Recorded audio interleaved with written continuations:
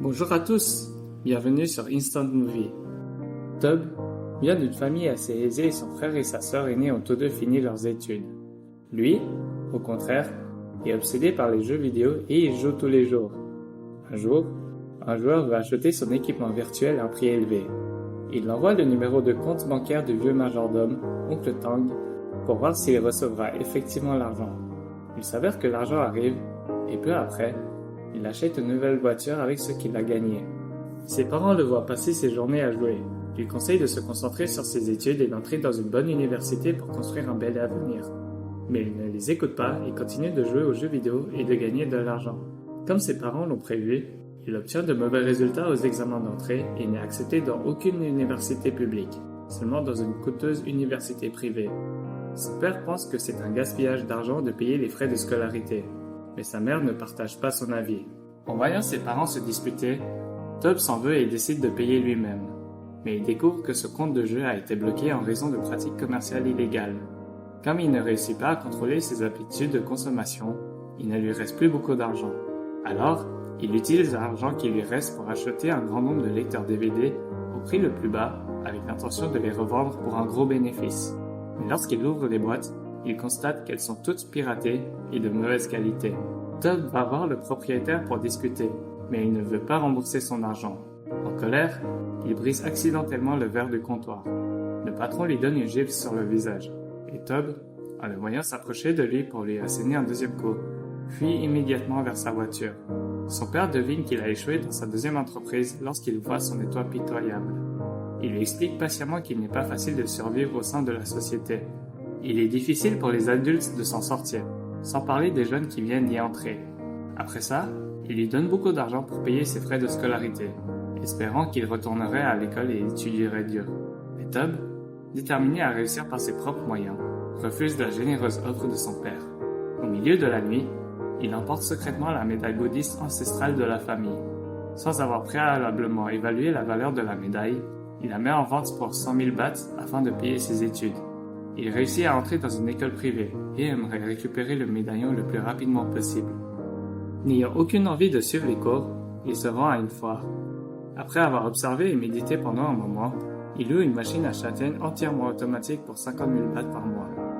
Les jours suivants, il passe son temps à l'étalage de châtaignes pour apprendre comment les préparer, puis rentre chez lui pour essayer d'en faire de même. Avec beaucoup d'efforts, il réussit finalement à faire de délicieuses châtaignes frites. Les invités à la maison pensent même qu'elles ont été achetées à Chinatown. Confiant, Tob loue un stand dans un centre commercial. Il demande également de l'aide au vieux majordome pour vendre les châtaignes. Alors qu'il les porte avec difficulté, il aperçoit ses pères écouter de la musique à leur gré. C'est un contraste frappant avec ses efforts et sa sueur. Mais malgré cela, sa détermination ne faiblit pas. Malheureusement, les affaires ne sont pas très prospères après l'ouverture. Il retourne au marché pour essayer d'en apprendre plus. Il constate que les cadeaux gratuits et les produits à prix réduit peuvent attirer les clients, mais que le facteur le plus important est l'emplacement. Il change donc son plan et déplace son stand à l'entrée d'un grand centre commercial. Le jour de l'ouverture, Tob, pendant qu'il passe ses examens, entend son téléphone sonner en continu. Pour sa carrière et afin de racheter la médaille de Bouddha, Tob quitte la salle d'examen et s'en va au centre commercial. Il voit que les clients sont nombreux et il accélère le pas pour aider Oncle Tang. En voyant la performance de l'entreprise, il ne contrôle plus son excitation. Il fait part à l'oncle Tang qu'il voudrait ouvrir une succursale. S'il gagnait 4000 bahts par jour, cela ferait 120 000 par mois.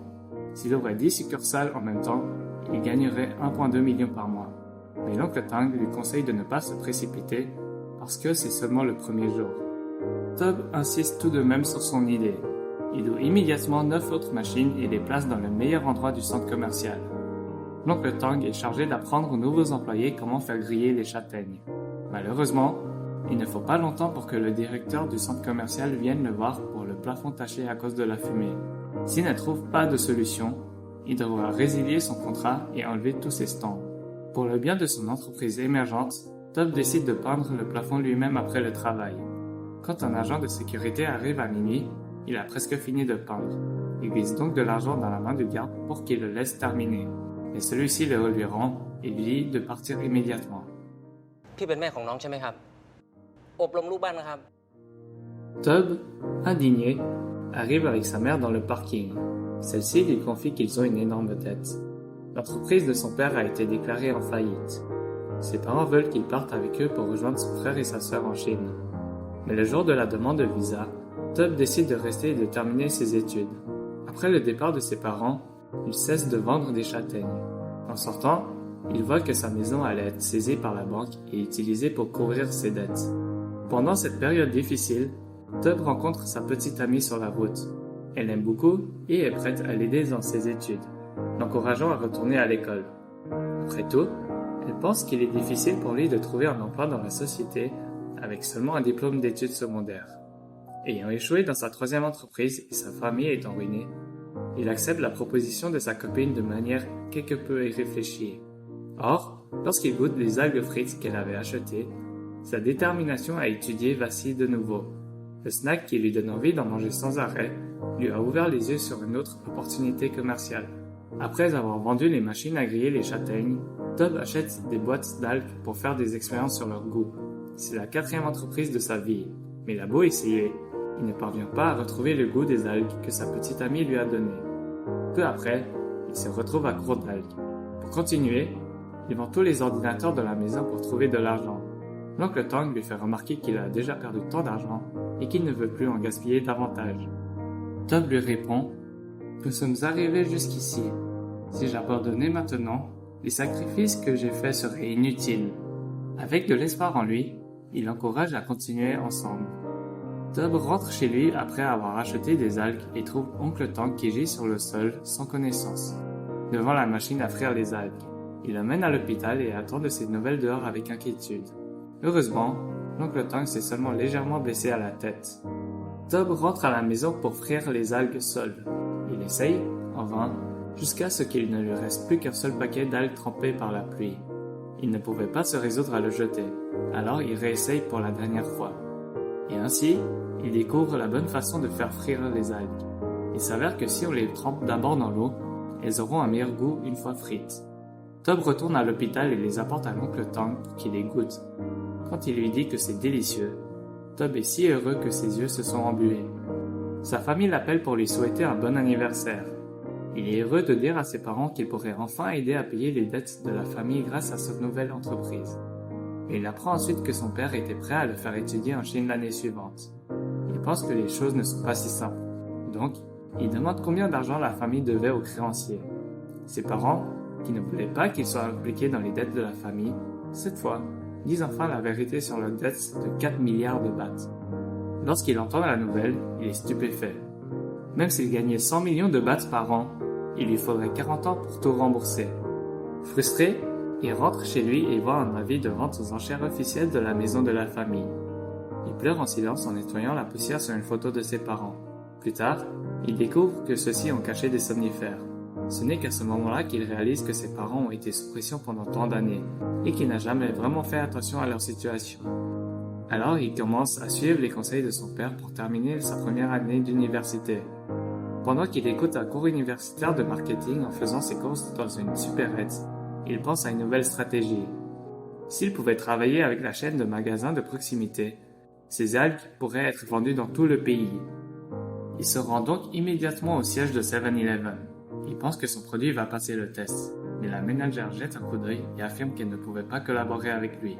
Le produit est trop gros, trop cher et l'emballage pas assez attrayant. Il retrouve sa copine à la maison. Il se sent coupable de ne pas avoir tenu sa promesse de retourner à l'école et d'étudier dur. Vu les circonstances de la famille, Tob ne veut pas rester en dehors de la situation. Il prévoit déjà de faire une pause dans ses études pour lancer sa propre entreprise. Il ne veut plus que sa petite amie perde du temps avec lui. Donc, il n'a pas d'autre choix que de rompre avec elle. Même s'il s'est fait rejeter, les mots de la ménagère lui ont aussi fait découvrir quels étaient ses problèmes. Elle a redessiné l'emballage et réduit le poids et le coût. Dès que le produit est prêt, il se rend au siège de 7-Eleven. L'assistant lui dit que la ménagère est en réunion toute la journée. Tob, qui n'avait pas pris de rendez-vous à l'avance, choisit de rester et d'attendre. Mais après avoir attendu toute la journée, il découvre qu'elle n'a pas eu de réunion du tout. Dévasté, Tob donne toutes ses algues aux gardes de sécurité de l'entreprise. Mais c'est la boîte d'algues qu'il a laissée derrière lui qui réussit à faire découvrir son produit à la ménagère qui sortait du travail. Peu de temps après, Tob obtient l'opportunité de travailler avec 7-Eleven. Mais avant de pouvoir le faire, la société a besoin que l'usine de Tob passe une inspection de bonnes pratiques de fabrication. Si tout passe, l'entreprise pourra lui acheter ses algues. Pour disposer d'une usine qualifiée, Tob se rend dans une banque pour obtenir un prêt. Bien que l'employé de la banque soit impressionné par son histoire, comme il n'a que 19 ans, il ne remplit pas les conditions de prêt de la banque. Mais l'employé lui confie que son père a hypothéqué un petit entrepôt à eux. Alors, Tob vend sa voiture pour le racheter. Préoccupé par la médaille de Bouddha qu'il a vendue 100 000 bahts dans le magasin d'antiquités, il a peur qu'elle soit revendue et il retourne afin de la récupérer.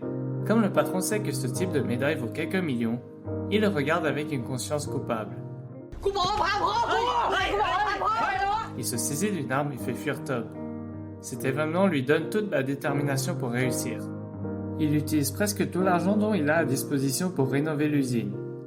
Mais il n'y avait que de quoi en payer la moitié. Cependant, le principal rénovateur l'informe que s'il ne pouvait pas payer l'autre moitié d'ici là, il serait envoyé en prison. Lorsqu'il va faire ses achats ce jour-là, il aperçoit son ex-ami qu'il aimait tendrement.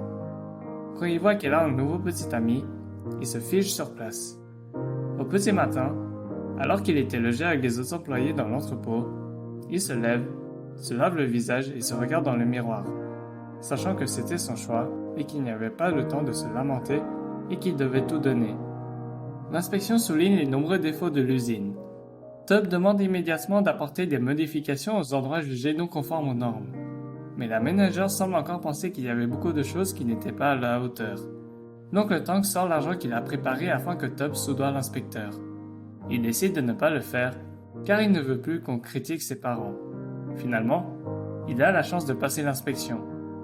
Le jour où il expédie les marchandises aux premières heures du matin, l'oncle Tang, qui avait déjà beaucoup travaillé, réveille Tob qui dormait profondément. Au moment de partir, celui-ci regarde l'oncle Tang qui a tant souffert avec lui. ขอบคุณลุงผมทุ่มหมดทุกอย่างแล้วจริงๆถ้าครั้งนี้ไม่สำเร็จอะเราจะไม่เหลืออะไรอีกแล้วแล้วผมจะเลิกจริงๆแล้วลุงผมจะไม่ดันทุลังอีกแล้วผมสัญญา Il a déjà 1 heure de retard sur ses livraisons. Il supplie l'employé de 7-Eleven de le laisser décharger son camion. Celui-ci, en voyant Tob si fatigué et qui saignait du nez, choisit finalement de le laisser passer. Tob, fatigué pendant cette longue période de haute pression, au moment où il voit que la victoire est à portée de main, il appelle son père et lui dit qu'il peut rentrer chez lui. Son père sanglote d'incrédulité et pense que son fils dit n'importe quoi, mais il sait qu'il a vraiment réussi. 2 ans plus tard, à 21 ans, il rembourse toutes les dettes de ses parents. À 26 ans, il gagne déjà 1,5 milliard de bahts par an et devient le plus jeune milliardaire de Thaïlande. Tob dans le film est en fait le jeune milliardaire Itipat Kulapomvanich, fondateur et PDG de la marque d'algues thaïlandaise Little Boss Seaweed. À travers son expérience, nous pouvons voir qu'il s'agit d'un garçon qui agit immédiatement lorsqu'il a une idée. Et même s'il échoue, il se ressaisit rapidement et commence une nouvelle série de défis. Sa bravoure est à mettre en évidence. On nous apprend dès notre plus jeune âge à éviter l'échec et cela peut engendrer de la peur de faire le premier pas. On craint le rejet d'autres personnes ou provenant de soi-même parce qu'on échoue quelque part, alors qu'on devrait tous avoir la possibilité de faire des essais et des erreurs. Comme nous pouvons le voir dans le film, chaque échec lui donne le sentiment que c'est simplement le signe que personne n'a pas encore suffisamment d'expérience dans un domaine. Chaque obstacle et douleur que Tob a rencontré au cours de son chemin était un test qui pouvait le faire passer à un autre niveau et l'amener là où il est aujourd'hui. Seulement la reconnaissance de ce qu'apporte un échec et de le surmonter nous permet d'avancer. Il n'y a pas de succès facile dans ce monde. Pour réaliser nos rêves, on doit parfois faire des choses que les autres ne veulent pas faire et subir une pression que d'autres ne peuvent pas supporter. À travers cette histoire, on espère que celles et ceux qui luttent pour leurs rêves continueront à persévérer face aux revers et aux entraves qu'ils rencontrent dans la vie. C'est tout pour le commentaire d'aujourd'hui. Merci d'avoir regardé et si vous avez aimé, n'hésitez pas à suivre, mettre un like et commenter. Nous vous retrouverons la prochaine fois.